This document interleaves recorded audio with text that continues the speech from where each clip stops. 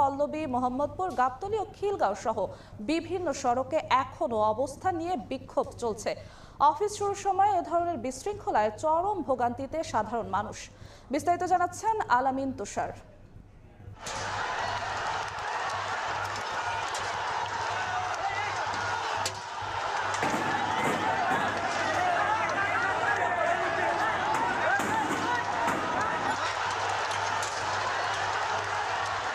মহাখালীতে সেনাবাহিনীর সদস্যরা অটো চালকদের সরিয়ে দিতে গেলে ধাওয়া পাল্টা ধাওয়ার ঘটনা ঘটে। বিক্ষুব্ধ চালকরা গাড়ি ভাঙচুরও করে।